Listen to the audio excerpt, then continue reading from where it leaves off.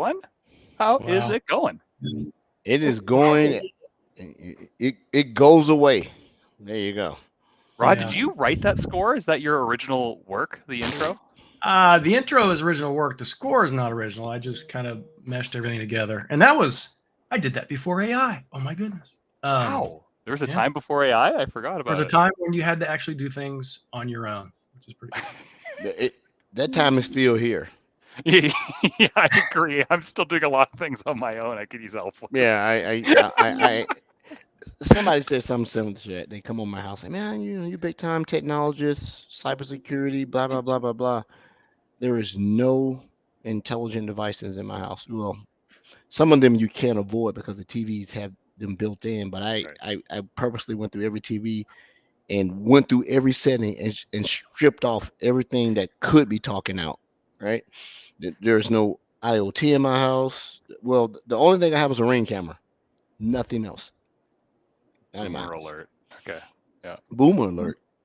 Okay. Okay. When they're using your ass as a battery to power a matrix, then you'll go. We're pretty blanked by that point. If they're using my ass as a battery, so Yeah. and they're powering this simulation in your brain, and you got a thing in your back of your neck. No. Yeah. No, if it's being powered by your butt, then that's not. There's something else powering it. I'm sorry. Yeah. Taco night. Yeah. Well, well, anyway, no. But...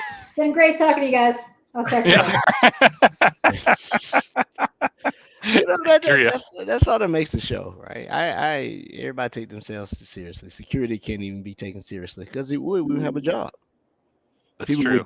People would do what they were supposed to do. Yeah. If everybody that did silly things to make their systems unsecure, if everybody got their due, everybody would hate each other. Yeah. Well, anyway, I don't know where that came from. That sounds like totally. I don't know where that came from either. Right. He walked and bumped his head on something. There you go. Yeah. All right. But anyway, welcome to the podcast. Everybody's sort of out. I'm sort of out of wits because I've had to move some stuff around. Because I don't. Did anyone saw me join the podcast at 4:00?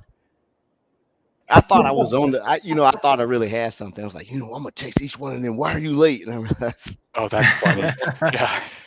Yeah, we need to get on we were trying to do 4, but that doesn't seem to work out also. To our listeners, we've sort of got off the guardrails. We're going to get back and be more professional. We're going to do it. But anyway, Andrea, how you doing? I'm good. You're looking all happy. You up to something? No. Well, I had the day off yesterday for my friend's birthday, so we went and sat at a fancy pool and drank fancy drinks all day. So I'm feeling very relaxed. And I like fancy. Anything interesting in the tech world that you did? Slowing down toward the end of the year. So I've been helping one of my friends who's a data and AI specialist work on a blog. Rod helped with some of that. Finally going to publish it just about Open Azure AI service and how it is, in fact, secure enterprise solution. So that should come out this week sometime. Other than that, just kind of trying to keep up with all the announcements going on. And I think next week, June 20, we should have a bunch more. Yeah, I love to maybe transcribe that blog that you created into something we talk about in the show, because we got to definitely get back to some of the stuff we discussed about having a show with no guests and just us. And I believe that the thing was more around, ABER. I think A stands for Andrew, what did she create? B stands for Brody, what did he fix? E stands for Edward, what did he break? And R stands for Rod, what did he hear? Right. So I still got the sticky note and put it anywhere. We got to get back to it. How many sticky notes do you got there? Like, can you flip the camera around? Is it just like a whole perimeter of sticky notes around 3 monitors, or what? It is disturbing that you would probably call somebody and say, go check this address. Yes. There you go. It was just like that. Like the murder board at the police station. Yeah, right. Finally to the Canadians. So other than that, Andrew, everything's great. Everything's good. Yeah. What about you, Brody?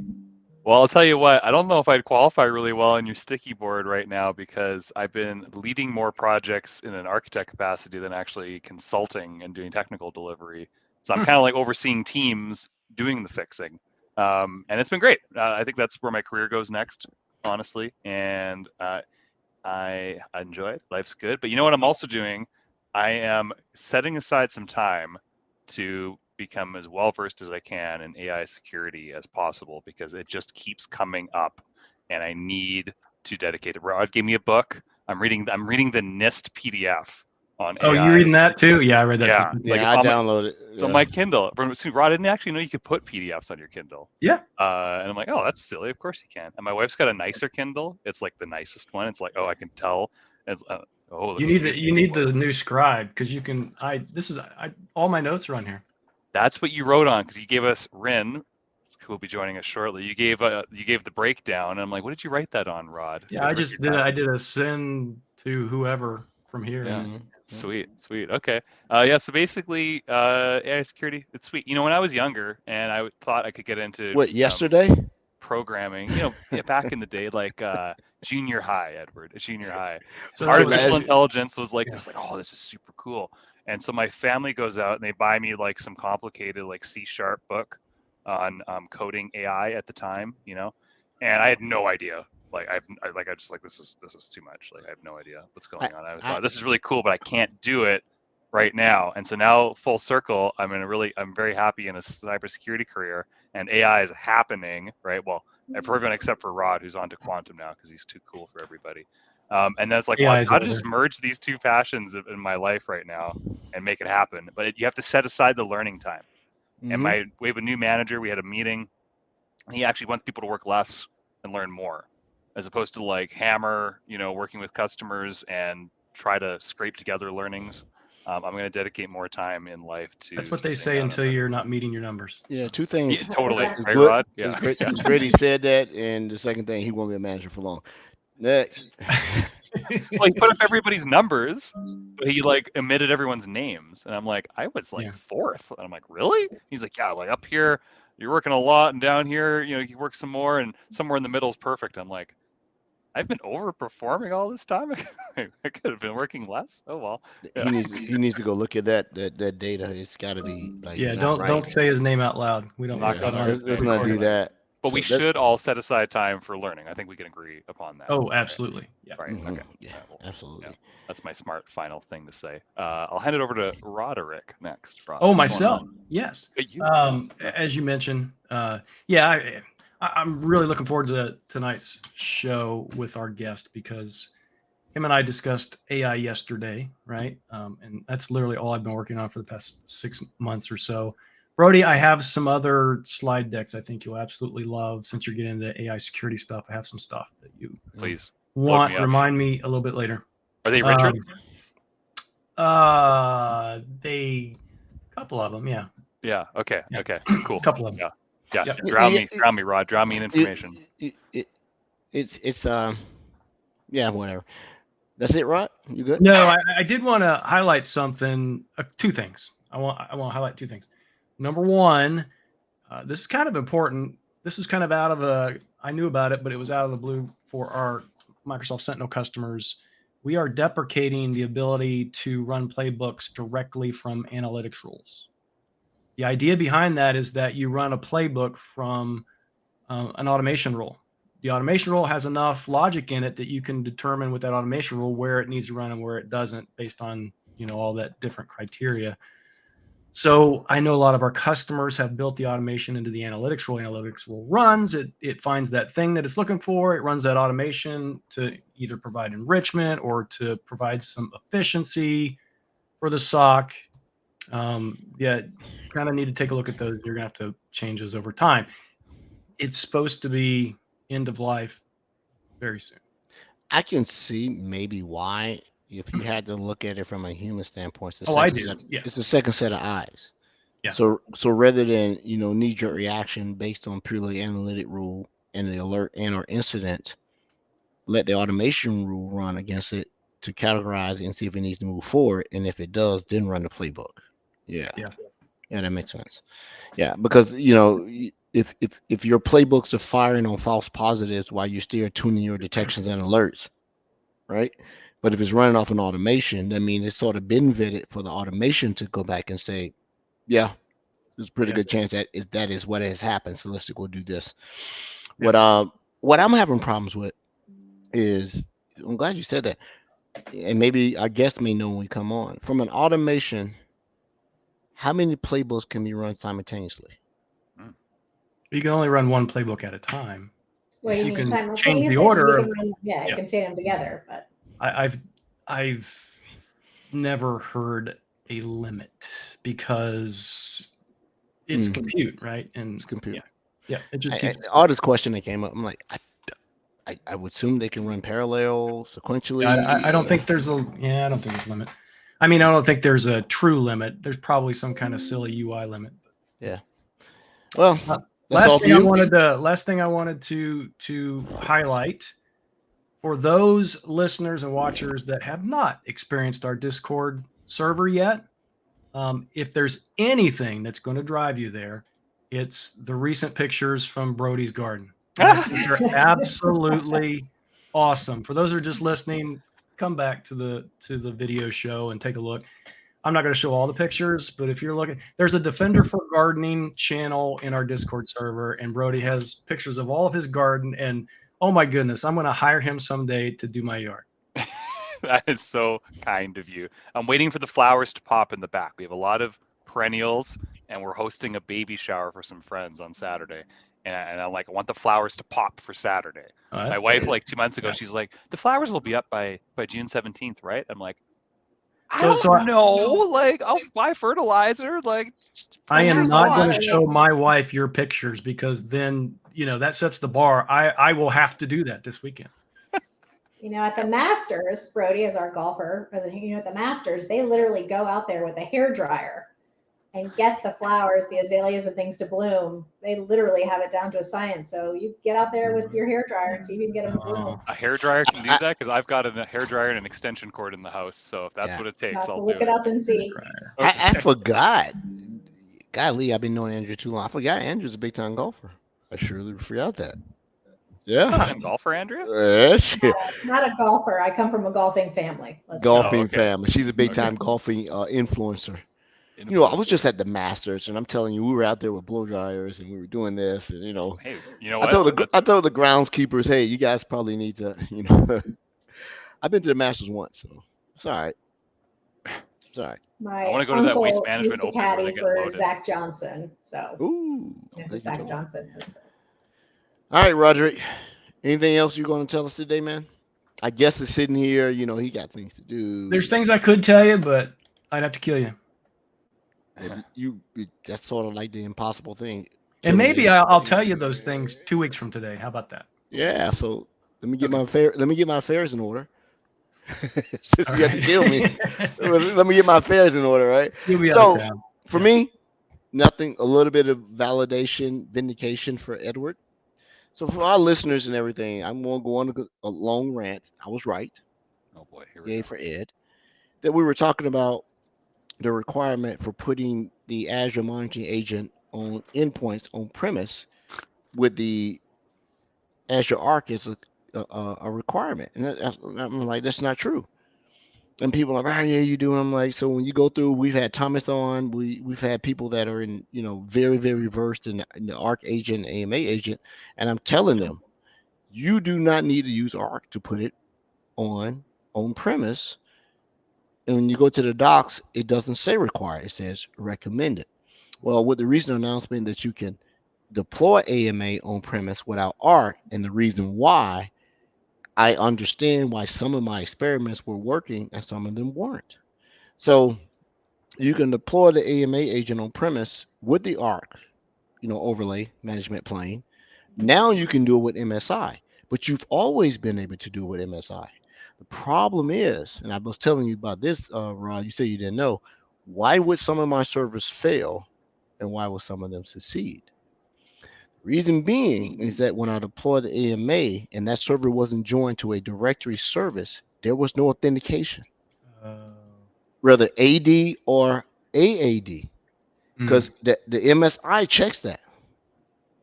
So once it was joined and then I did it, it worked. And I never could figure out what the difference was. So go read the article that it released. they released the MSI, and they also did some dependency changes so that that server could do it. Now it's something funky the way they do it for Linux, but go check it out. The whole thing is there because I was able to get the AMA to work without having ARC, and I kept telling everybody, like, no, you can't. Yes, you can. You know, they were like, well, it doesn't work on Debian distro. It's not supported, but yes, it does. Right. So, yay for Ed. Nobody will realize and nobody will say, yeah, you're right. But I feel good about it because, you know. That all sounded amazing, but I'm not going to lie.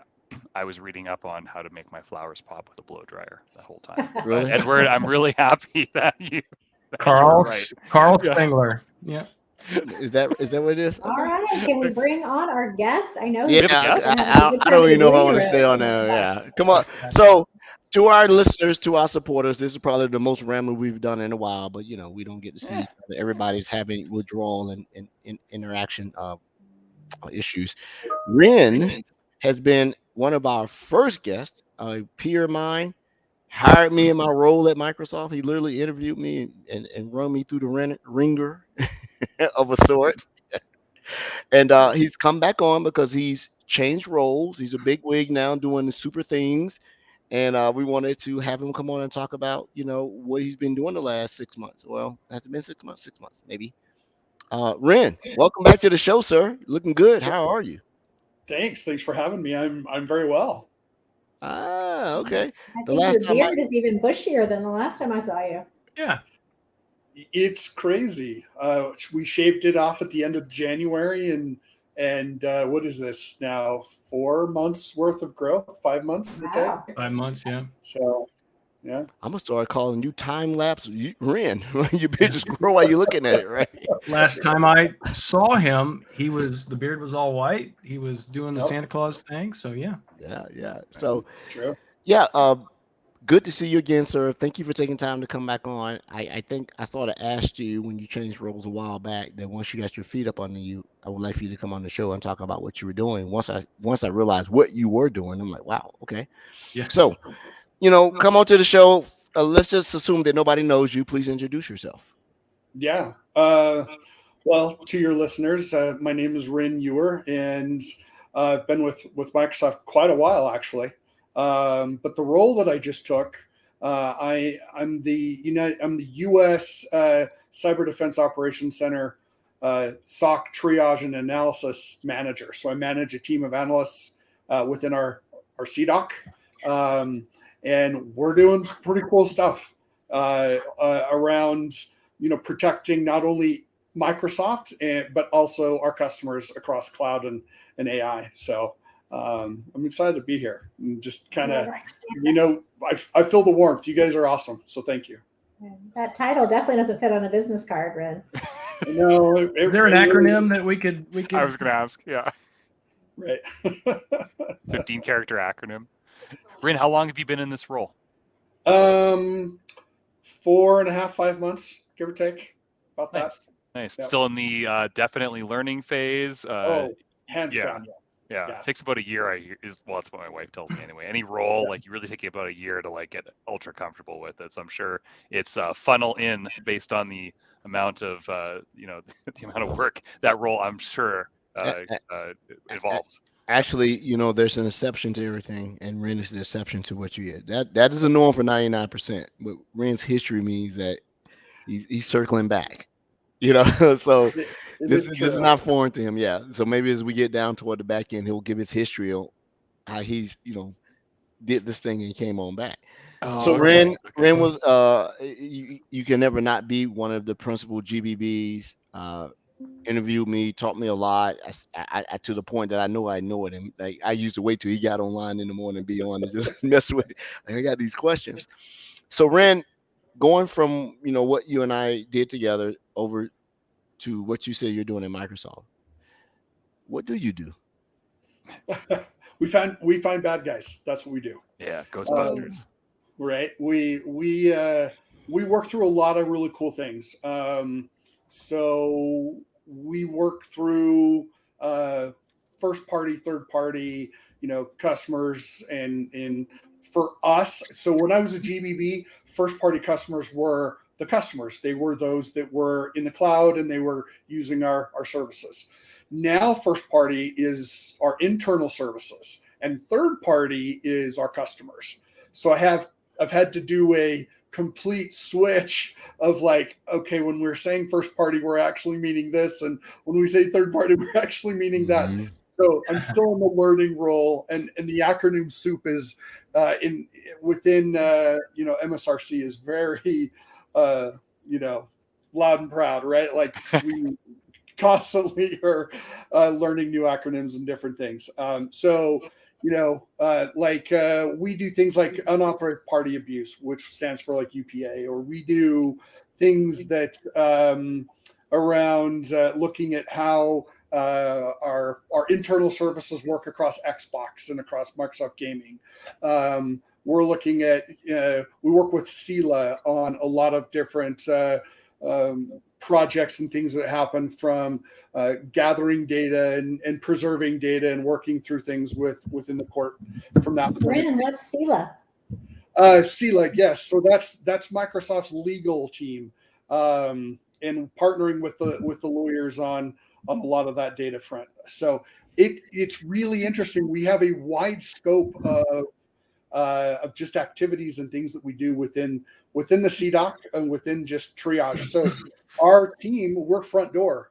Everything that happens across cloud and AI to our internal services to how our customers operate within the cloud, all of those activities and those things, traverse through my team.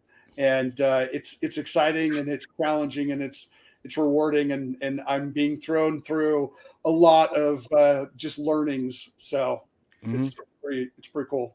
Before I ask my next question, you did mention AI, and we want to talk about it because you cannot not talk about it, right? Yep. But this conversation got an acronym heavy at the very beginning, so let's not assume everybody works at Microsoft. What does CDOC stand for? Cyber Defense Operations Center. And in layman terms? It's our SOC. Okay, just want to make sure. We just want to level set for everybody because I know exactly what you're talking about. So you were talking about your duties and responsibilities, and you didn't finish your thought train without mentioning AI. So I know what SOC does. I know what you've done in the past. You and I worked together for 3 years, and so I'd ask the question right off the bat. You mentioned it. How is it affecting how you're going about your business from the way you do your job to the way that you advise others? Yeah, we do a lot of machine learning. The AI portion is new, and we're looking at how we can bring generative AI into the SOC or into the practice within the Cyber Defense Operations Center.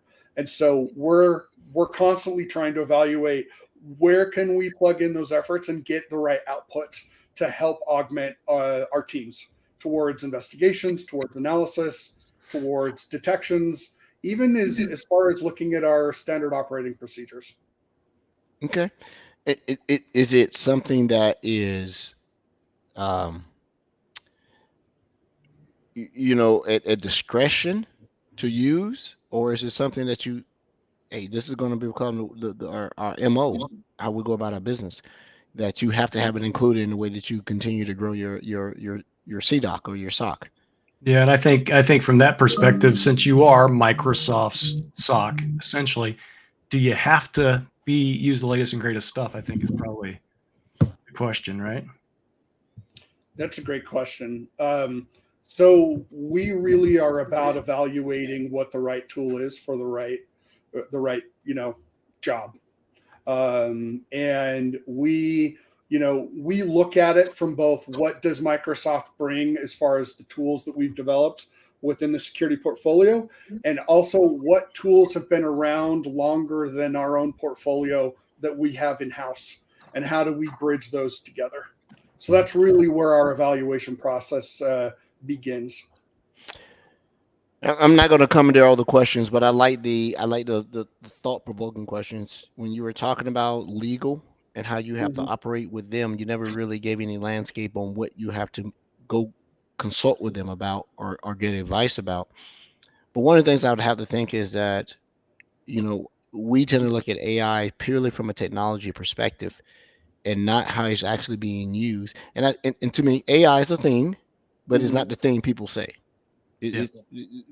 There's no artificial intelligence, and we can debate this on a later podcast, right? Let's call it fake intelligence. It's fake intelligence, organic inborn intelligence.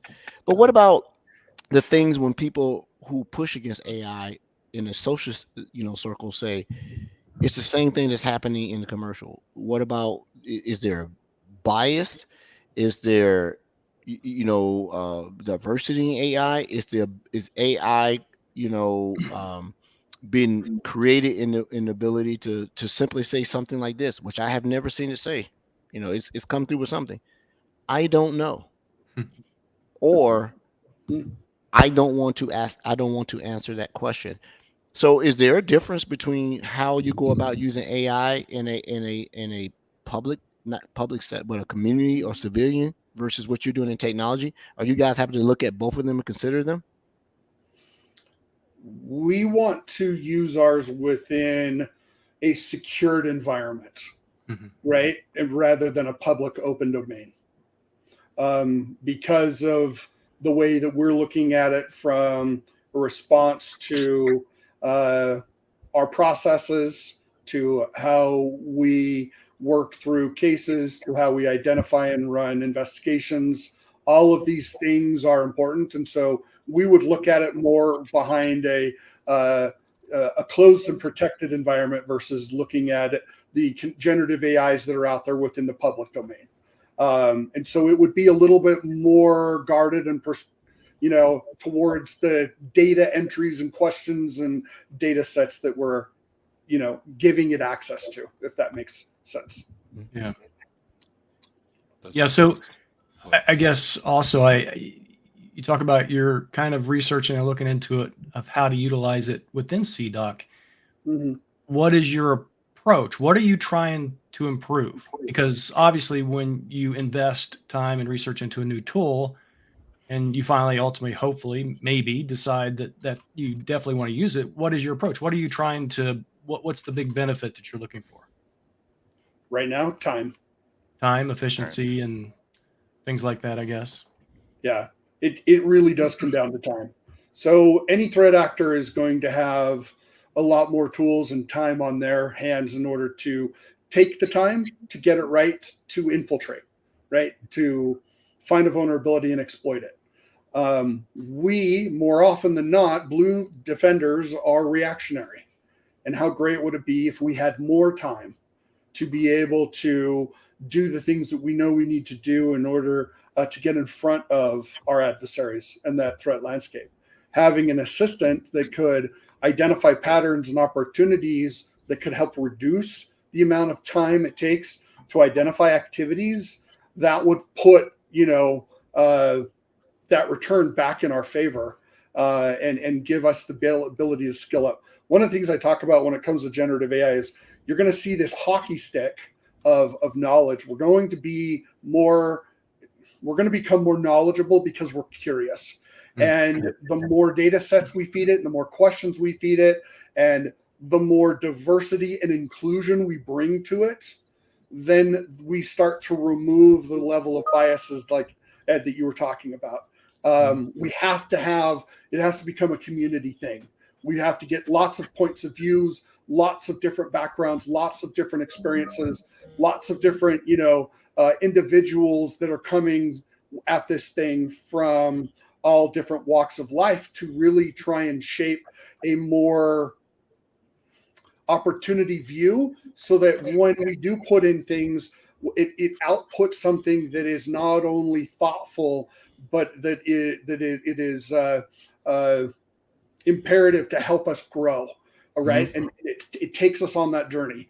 But we have to help guide it.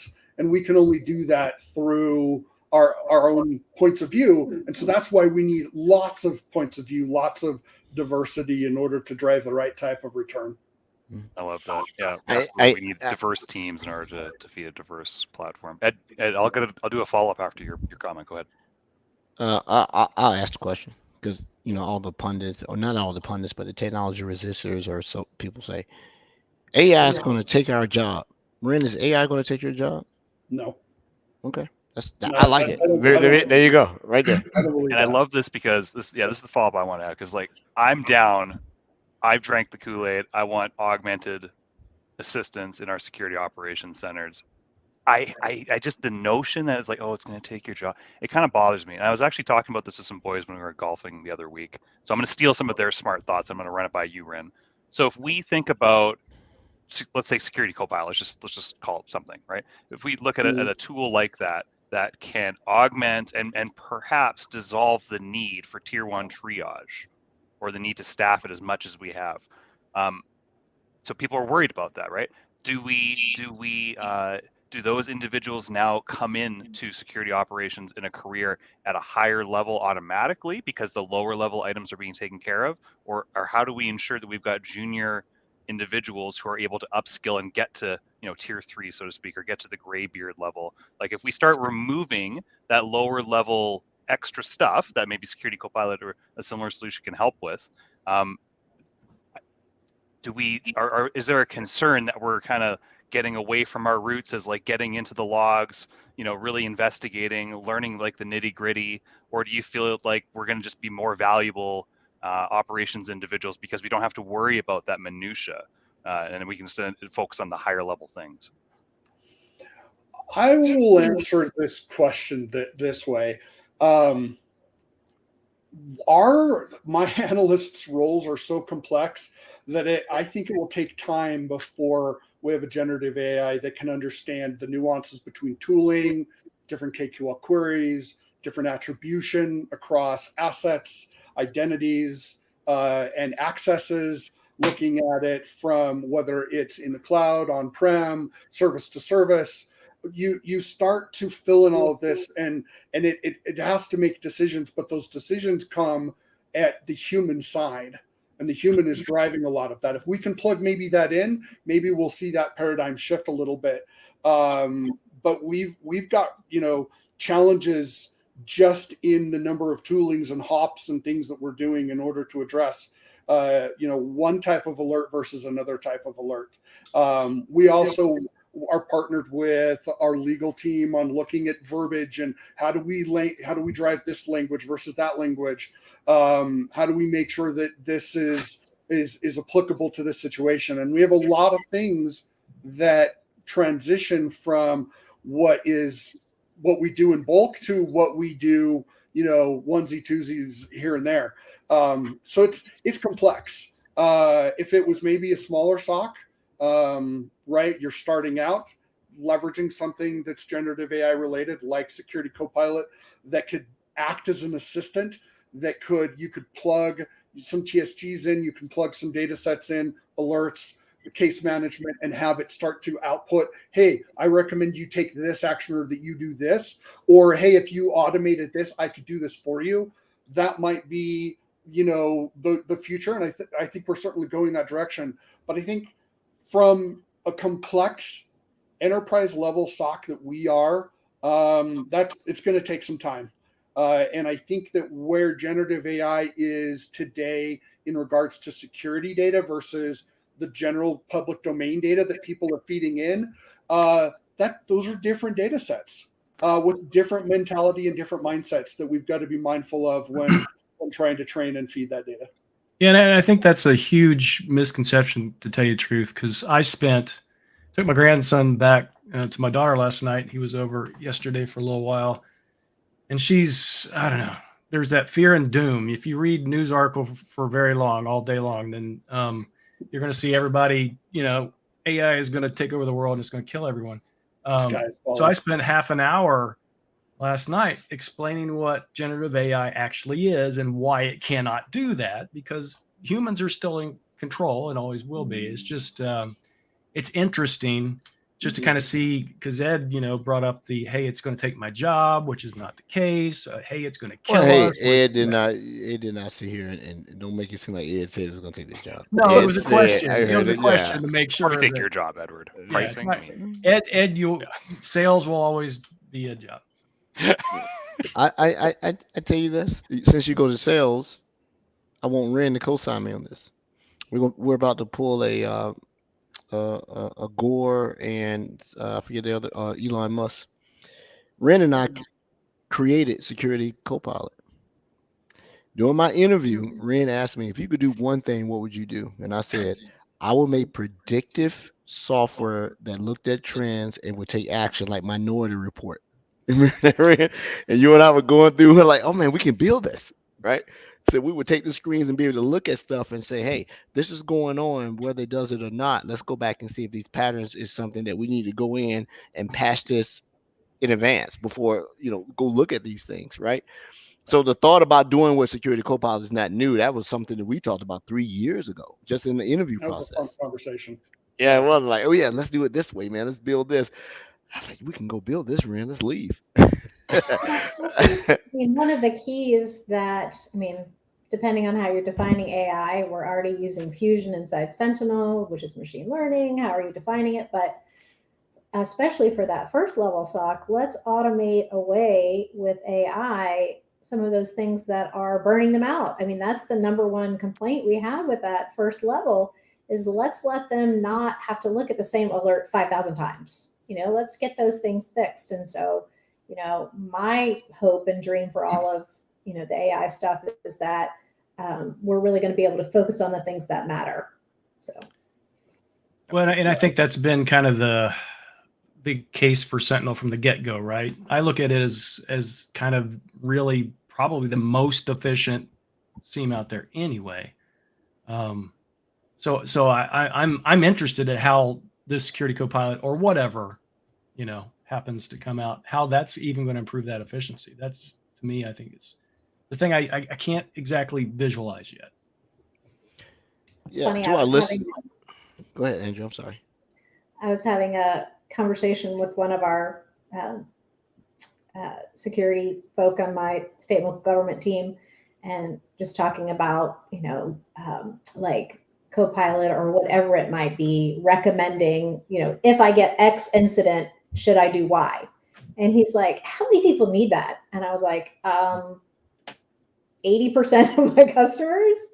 So I don't know. I think, a lot of you work with some of the bigger customers, but, I work with these tiny little state and local government agencies who are, 3 people are running the entire shop. So anything that can make their life easier, I think is really going to be a great thing.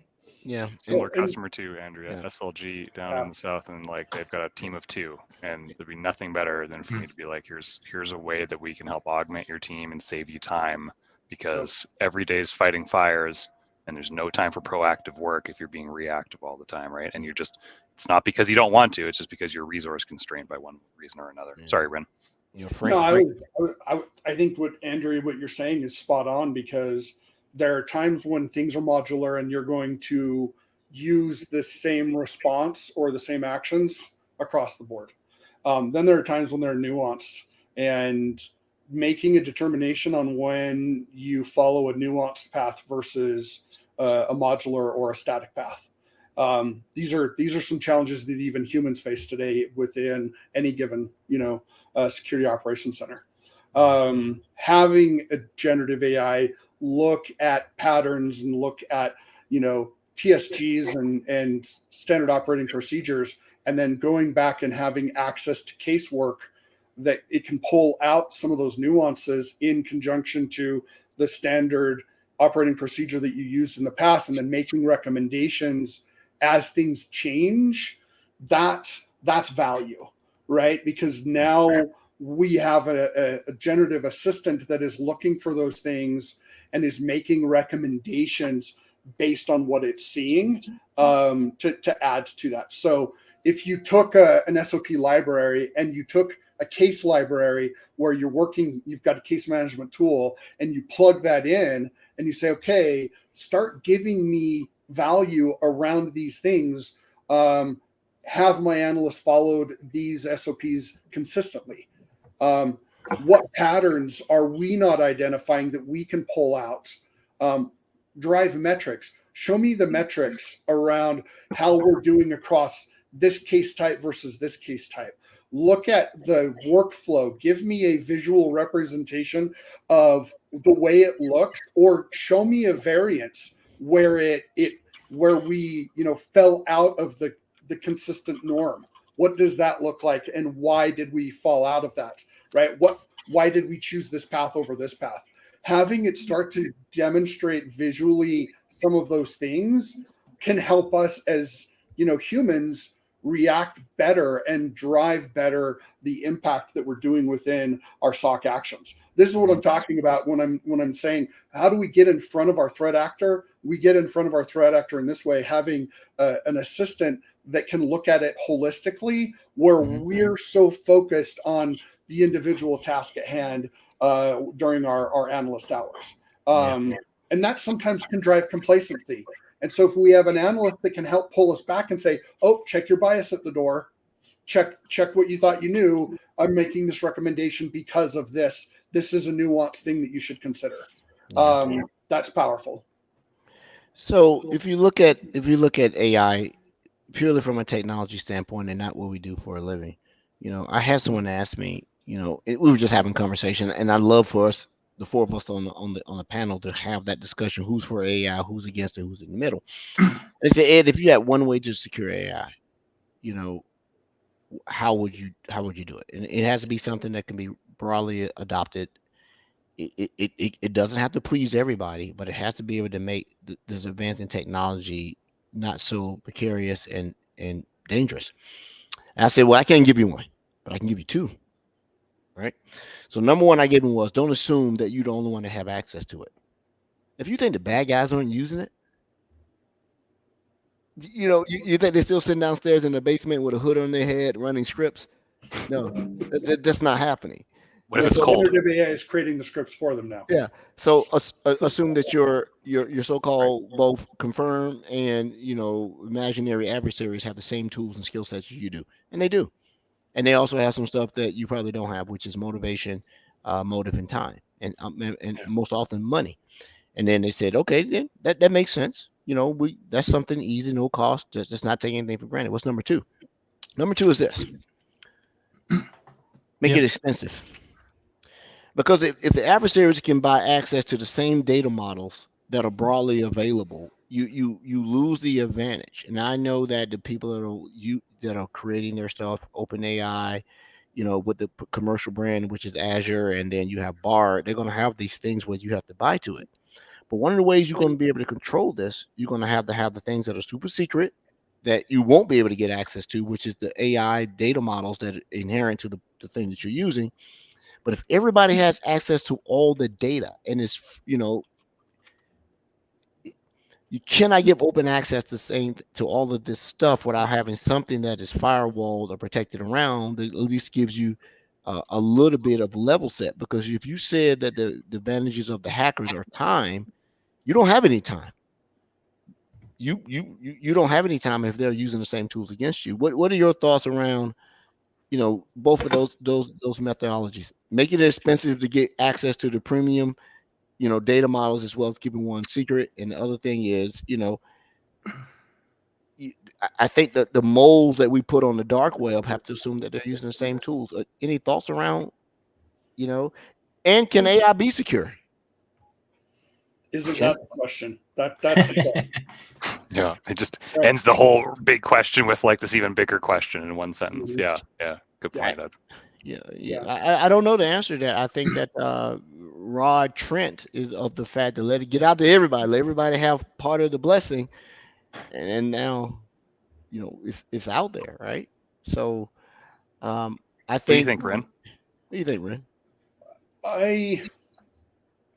Remember, there's no right answer or wrong answer. I know. I think we've got to secure it as best we can. I mean, we just don't go on the record. Well, my suggestion is that we take the same approach that we would take with a SIM, right, or a case management tool, or any tool that a SOC uses. We would apply authentication and MFA, and we would put some level of zero trust around it. We would do things to protect that.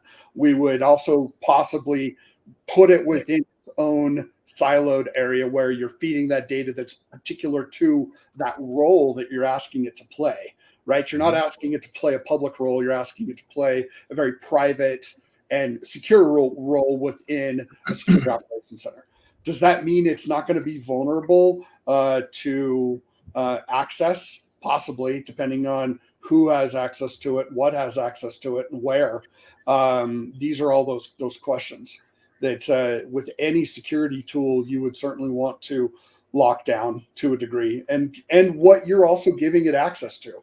I think that's the other question I ask myself quite frequently is, what would I want to give it access to, and what would I want to give it access to that others may be able to take advantage of, right? So we have to be very mindful in having that conversation. Yeah. AI is we got so many questions here. Let me just get this one right here because this is real. This is real. I like folks that. There's another question to consider. What if a nation state or nation weaponizes AI? Do we respond in kind? Do you respond? They haven't already? I know. I would say they have, but right? Because AI is now taking the non-traditional superpowers and multiplying them, fivefold. So I made a statement today. It's not the advancement of AI that's the threat. It's the advancement of AI by bad actors. That's where we need to identify those people and figure out a way to detect and remediate against. So you guys are familiar with the Chat GPT and the OpenAI framework, the libraries that they have modules that you can plug in directly, right? Imagine a world where threat actors are creating modules for themselves and on the dark web, right? On the blue defender public, even purple side, red teaming side, whatever, you could imagine where we too are also building modules based on the type of activities and threats that we are seeing coming from a generative AI platform to have it counteract. I'll use this scenario. I was talking to a friend. I was on an OpenAI generative AI panel discussion a few weeks ago in Salt Lake, and we were talking about, he is a 1099 contractor. A company reached out and said, "Hey, we want you to come work for us. We have a contract for you." He said, "I was running out of the house. I had something I had to go do. I didn't have time for a lawyer to look over the contract."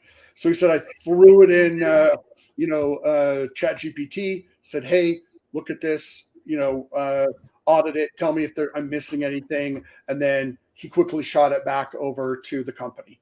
Well, he later found out that Chat GPT generated the contract and Chat GPT was auditing the same contract.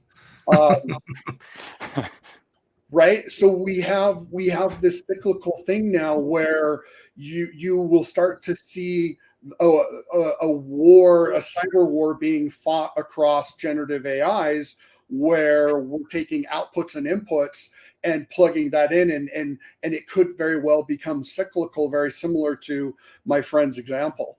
What does that mean for the industry? We're not sure yet.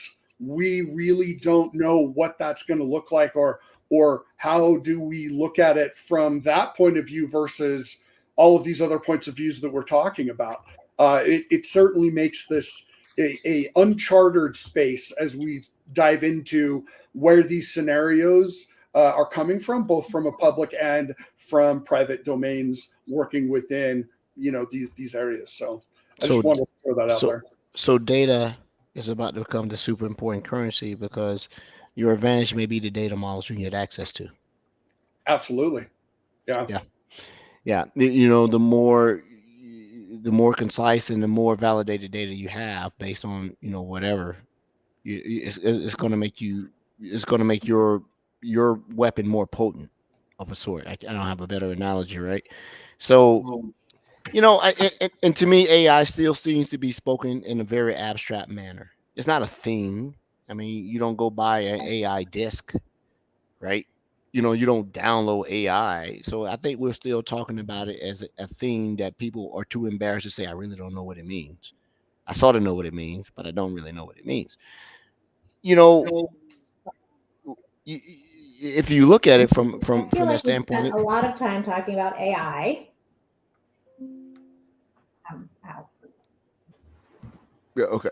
So let me ask this question about the AI and the product. Is Sentinel ready for AI?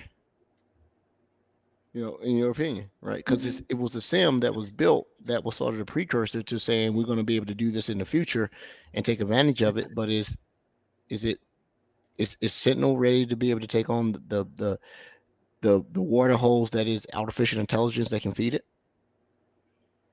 We've got to start somewhere. Got to start somewhere. I mean, so I'll preface it with that. We've got to start somewhere, and we know that Sentinel is capable, and so let's see what what a generative AI and Sentinel can do together and build from there. Okay, definitely go from there. Yeah, we can definitely do it from that standpoint.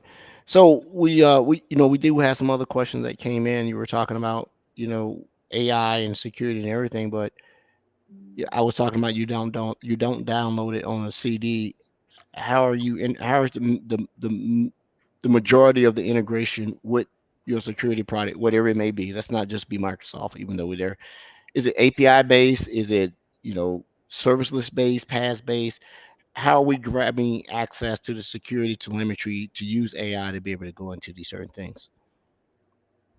I don't know if I asked the question right. Is AI API based, or you connect to a cloud service only? Can you run on premise? How do we utilize it? Yeah, again, it's through that module work, and how you plug modules in, and how those modules then give you access to data sets. I'm very interested, Andrea. I know you were going to ask a question. I'm very interested in what you were going to ask. You on mute, Andrea. Her internet's freezing again. Internet's freezing. Andrea, you there? She can hear you. Yeah. Yeah. She's like the AI's got her. It's not even her. It's Dally. Oh, Here you are. I am. I figured no one wanted to actually hear what I had to say. No, I was actually asking you what your question was. Thank you. So the question is not actually mine, but normally we have, when we have these, people talk about how did they get where they were. We had a great question in the chat. What would you recommend for people if they wanted to maybe start to try and get into the SOC, those kinds of things? Can you just tell us a little bit about your history and what you would recommend for others? Sure. My history, I came up through a SIM that you might all know. It was ArcSight. I started with ArcSight in the early 2000s. And I was a Linux kernel developer administrator. Got bit by the security bug.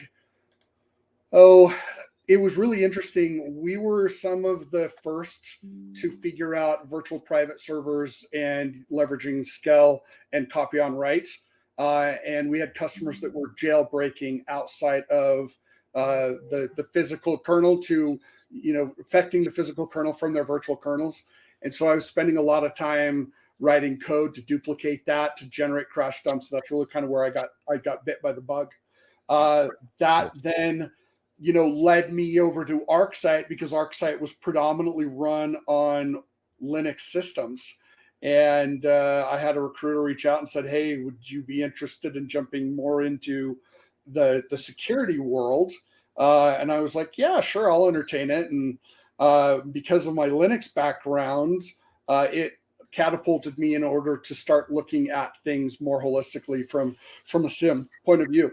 And that's where then I started learning about the SOC, learning about how SIMs operate within a SOC. The different roles. There were, engineers and administrators. There were analysts, right? There were content developers. There are service engineers. All of these people working together to drive the type of activities that you see within a SOC. And so I spent a lot of time understanding the SOC world from the ArcSight SIM perspective. I helped build a lot of the ArcSight ecosystem and infrastructure within Microsoft, starting with MSIT and Xbox and some of the places that were there years and years and years ago. I believe it's since been deprecated. We're not using ArcSight today, but that's really how I got my start. My start was through getting bit by, people doing things on their systems that they shouldn't be doing and having to replicate it so that we could understand why, and then to go patch it or fix those vulnerabilities. And then I wanted to learn more. I was like, this is really interesting stuff. That's how I got started. I don't know. Does that help? Yeah, I think so. I think so. One of the biggest things to me that when I first met you, was the whole Xbox SOC thing. I mean, you essentially, and you're being humble, you kind of invented that whole SOC environment for Xbox. So. Cool. I wouldn't say I invented. There were 4 of us originally on the team. There was Josh Adams, there was Greg Winston, there was Anita Miller, and myself. We were kind of the original 4. And we were really, so I built the ArcSight infrastructure as through an ArcSight contract. And then they said, hey, you built it, come work for us, come be our architect. So they brought me over to Xbox and we started putting pieces together, looking at it from, we built a very, very small V-team SOC where we had analysts that were reporting to me and Greg. And then we slowly started looking at what does this look like at a larger picture. Fast forward from, say, 2012 to 2014, 15, give or take, the Cyber Defense Operations Center was starting to take shape. And there we were building kind of a hub and spoke model around, okay, we've got the core set of responsibilities within the CDOC. We have technical duty officers from these different, spokes that come in from all of the different organizations, and they sit in liaison with an executive duty officer, and then together, depending on if activities would jump from one organization to another organization within Microsoft, we would then partner to try and drive remediation, work with services, build our SOPs. So all of this was starting to come online at that time. So now, fast forward, now here we are, 2023.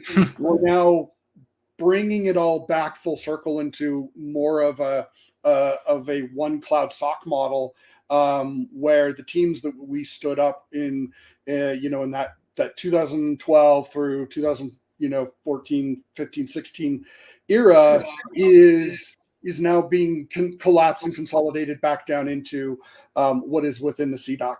And those teams are now respectively my team and my peers' teams across the 24/7 geo. And that's exciting. It's exciting to see what we started with clear back when we really didn't have a lot of tools. We didn't have a lot of experience from, people inside Microsoft trying to figure out how to lead that out and driving that to what it is today. I left that org for a time. I jumped over to sales. I was on the sales side with Ed and team and leading Sentinel with the product group and driving that because that was a passion of mine. I wanted to see that if we were really going to get into the security business, I wanted to make sure that we were doing it right because, again, I was bringing a lot of my Splunk and ArcSight, Logarithm, even some Spark experience to the table to really make sure that we had a solid product on the Sentinel side. And then when this position opened up and I was kind of tapped on the shoulder and said, hey, we'd really love for you to come back, help us, continue to take this into the future. Yes, I talk with my hands, Andrea. No, I was just saying, come back. They wanted you to come back. While I was out, they kept dragging me back in. Yeah, it's good to be wanted, man. Rin, do you have one more time for another question? Absolutely. Okay. Okay. Sweet. Just to follow up on Andrew's question, I know it's been asked in the chat a few times. So, like, your experience was awesome. Where you came from, the whole story. I didn't know that. I really appreciate it. And yeah, TRP here is bringing it up here. So, like, how are you learning and educating yourself now? Whether it's security operations, whether it's artificial intelligence, whether it's something else. Where do you like to go to learn? Where would you suggest people in this field go to learn right now to help elevate their careers now and moving forward into the future? Yeah, great question. there's a lot of really great sites, plural sites, SANS courses, books. Ed and Rod, you guys have talked about a couple of the books today. There are lots of one-pagers that are being pushed out on LinkedIn all the time around OpenAI and generative AI and ChatGPT. I think a friend of mine put something together for ChatGPT for kids, and I was like, oh my gosh. So I pulled it down and started combing through that. I've got a huge following through LinkedIn and through things. I pull things through like CNN. I like to look at things there. Anytime new courses and things come out, I want to go take a look at it. I'm a bit of a book nerd. I love to read, and I love to study things that relate to my field. And I can consume knowledge pretty well on that from that side of the house. And I'm very visual and hands-on.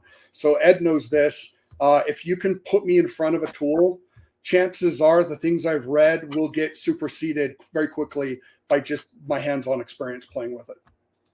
I can relate. I love that. Thank you for sharing. Yeah, absolutely. If Renzi with his hands on it, it's a goner. Yeah, he has it. We've had to get in dirty on a couple of things. You know what? This was a big brain conversation looking at what the technology landscape is going to look like of a sort. It's going to change every day, and it's like I told a few of our guests. The AI, machine learning, whatever you want to call it, it's the new shiny. It is. It's just a new shiny. It's okay. But unlike cryptocurrency, my opinion, to all you crypto heads out there, don't at me. It got in front of the thing that was the real thing, which was digital ledger and blockchain, which sort of reduced the importance of what that technology ultimately could be. I hope AI doesn't do that for the things it could possibly do outside of the hype, right? And being able to make it better. But we will see, because adoption is all about how you can make money off of it, right? Nobody's doing it for free, right? Well, if it's free now, it won't be free for later. So let's see if we can get some real good innovation and civilian use that makes everybody better before it becomes so I don't know what the word is, monetized, that it that supersedes advancement, right? Because once you start seeing a bunch of patents come in, you can't use this, we're not sharing, our data models are closed, cease and desist. Even if you had access to it in the past, you don't have access into the future. Let's see how it happens now, right? Yeah. I'm sorry, I interrupted you, Edward. Gary just crushed it with a comment. For those who are listening, will AI be the segue of the tech world? That's got to be quote of the year so far. Might have been, Gary. That's a good one. Might have been. We'll see. So let's play with it. Let's see what happens. I'm waiting to see what it can really do. Ren, it's been good to talk to you, sir. I know we had a little bit long. We started late, but we like to see the advances of real world practical use of it, and you're going to have an opportunity to do it, for bad or worse, right? Right. For bad or worse, we'll see. And once you have something that's say, hey, I think listeners would benefit from hearing my experience, we'll definitely have you back on to come on and talk about it, and maybe we'll be more pointed in it. But I asked this question, how's your job affecting the ability to protect Xbox? Because I got a game I got to go play here in a minute, right? And I cannot have anything going on. So Xbox, we good, right? We're good. We good. Okay. Yeah. It's We good. part of the team purview. No, you're good. Okay. Will that somehow help with the Activision acquisition? Right. I'll leave that there. Loaded. Yeah. Not touching that one. Yeah, Hot potato. answering that question to get you a phone call. Yeah. That's right. Yep. That's We'll have right. a phone call. Thank you, Rin. This is great. Across all the platforms, a ton of community comments and questions today, and we appreciate everybody watching and listening today. So thank you very much. Thanks for having me. I really appreciate it. Ren, I'll be in touch. I got something for you. Okay. See y'all next week. Take See care. ya.